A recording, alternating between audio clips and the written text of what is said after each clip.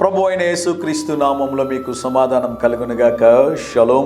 దేవుని నామానికి స్తోత్రం కలుగునుగాక. హల్లెలూయా. చాలా సంతోషంగా ఉన్నాను. కారణం ఏంటో తెలుసా ప్రియులారా? ఈరోజు నవంబరు 30వ తేదీ. గడిచిన 11 మాసములు దేవుడు మనకు తోడై ఉండి, దేవుడు మనల్ని నడిపించి, దేవుడు మనల్ని పోషించి, దేవుడు మనల్ని రక్షించి, ఈ యొక్క 11 నెలలు దేవుడు మనకి ఆయుష్ని ఆరోగ్యమునిచ్చి సజీవుల లెక్కలో మనం ఉండడానికి దేవుడు సహాయం చేశాడు. మనం అనేక మంది మన ప్రియులని, స్నేహితుల్ని, కుటుంబీకుల్ని మనం కోల్పోయాం. అయితే నిన్ను, నన్ను, మనల్ని దేవుడు ప్రేమించి గడిచిన 11 మాసములంతా దేవుడు కాపాడి ఆయన కృపలో భద్రపరిచి ఉన్నారని ఉదయకాల సమయంలో దేవుని సేవకుడిగా తెలియజేస్తున్నాను. హల్లెలూయా. దేవుని నామానికి స్తోత్రం కలుగునుగాక. దేవుడిచ్చిన ఆయుష్ కొరకై, దేవుడిచ్చిన ఆరోగ్యము కొరకై, దేవుడు చేసినటువంటి మేలులన్నిటిని బట్టి దేవునికే స్తుతిగణ మహిమలు చెల్లునగాక. గమనించండి ప్రియులరా, జనవరి నుంచి మనం గమనించినట్లయితే జనవరి మాసంలో నుండి అప్పుడే నవంబర్ మాసం ముగింపులోనికి వచ్చామని ఆశ్చర్యం కలుగుతుంది. రాబోతున్నటువంటి 31 దినాలు, డిసెంబర్ 31వ తేదీ నుంచి 31వ తేదీ వరకు పండుగ వాతావరణం కాబట్టి ఆ దినాలు ఇంకా వేగంగా వెళ్తాయండి. ఈ 11 నెలలు దేవుడు చేసిన మేలులన్నింటినీ జ్ఞాపకం చేసుకుంటూ దేవుని స్తుతించండి, దేవుని ఆరాధించండి, దేవుని నామాన్ని మహిమపరచండి. రేపటి దినమున ఆశీర్వాదకరమైనటువంటి సందేశం ఉంటుంది కనుక దయచేసి మీరందరూ ఆలకించవలసిందిగా మనవి చేస్తున్నాను. డిసెంబర్ మాసం అంతా కూడా ప్రార్థనాపూర్వకంగా సిద్ధపడినటువంటి అద్భుతమైన వాగ్దానములు మీకు తెలియజేస్తున్నాను. అనుదినము వాగ్దానాలు వినండి. అనేకులకి ఆ వాగ్దానాన్ని మీరు షేర్ చేయవలసిందిగా దేవుని సేవకుడుగా మీకు మనవి చేస్తూ ఉన్నాను. కొన్నిసార్లు ఆర్థికంగా సహాయం చేయండి అని అడుగుతూ ఉంటాను. కొంతమంది చేయలేకపోతుంటారు. వాక్యం వింటారు కదా, ఒక చిన్న లైక్ కొట్టండి. గమనించండి ప్రియులారా, ప్రవక్త సొంత దేశంలో ఘనహీనుడు అవుతాడని యేసు ప్రభు వారు చెప్పారు.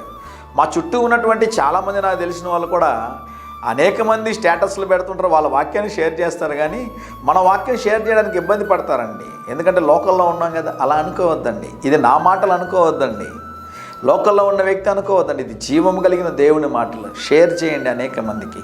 దేవుడు వారితో మాట్లాడతాడు. మీకు ఒక విషయం చెప్పమంటారా?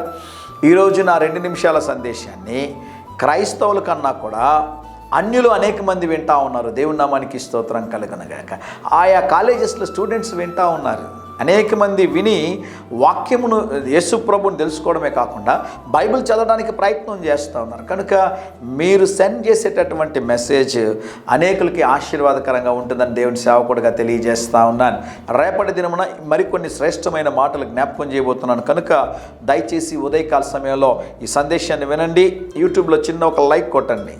మీరు లైక్ కొట్టి ఏం జరుగుతుందో తెలుసా? ఆ వీడియో ఇంకొక 10 మందికి కనిపిస్తుందండి. అలా అని బ్రదర్ చెప్పాను, డిస్లైక్ కొట్టారు. లైక్ కొట్టండి. ఒక చిన్న లైక్ కొట్టారనుకోండి, అనేక మంది చూడడానికి అవకాశం ఉంటుందని దేవుని సేవకుడిగా తెలియజేస్తున్నాను. ఈ ఉదయకాల సమయం కొరకు 103వ కీర్తన 2వ వచనము. ఆయన చేసిన ఉపకారములలో దేనిని మరువకము. ఈ మాట దావీదు ఎవరితో చెప్తున్నాడు అంటే, దావీదు చివరి దినములలో, తన యొక్క జీవిత చివరి దినములలో ఎవరితో చెప్పలేదు, కానీ తన ప్రాణముతో చెప్పుకుంటా ఉన్నాడు. నా ప్రాణమా, నువ్వు ఒక విషయాన్ని గమనించాలి.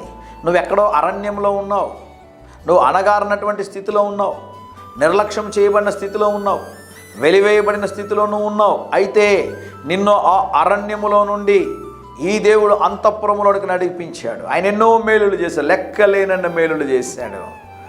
ఆయన చేసిన ఉపకారములలో దేనిని మరువకము. ఈ ఉదయకాల సమయంలో కృతజ్ఞత కలిగిన హృదయంతో దేవుడిచ్చిన ఆయుష్ని బట్టి, దేవుడిచ్చిన ఆరోగ్యాన్ని బట్టి, సమస్యలు ఉన్నాయి, ఇబ్బందులు ఉన్నాయి, పోరాటాలు ఉన్నాయి, అన్నీ నాకు తెలుసు. అవన్నీ పక్కన పెడితే మరొక మాట చెప్పమంటారా? వాటన్నిటిని దాటుకుంటూ నువ్వు వచ్చావు. దేవుని నామానికి స్తోత్రం కలుగునుగాక. సొంతగా వచ్చారనుకుంటున్నారా? కానే కాదండి. ప్రభు నీకు తోడుగా ఉన్నాడు. ఆ ప్రభు రాబో దినములు కూడా నిన్ను నడిపించి అద్భుతములు చేయునుగాక. ధైర్యంగా ఈ దినాన్ని ఎదుర్కోండి. దేవుని సన్నిధి మీకు తోడుగా వచ్చునుగాక. ప్రియ పరలోకపు తండ్రి, ఈ దినం మా ప్రియులు తలపెట్టు కార్యములన్నిటిలో జయమును అనుగ్రహించమని యేసు నామములో ప్రార్థిస్తున్నాము తండ్రి. Amen, amen.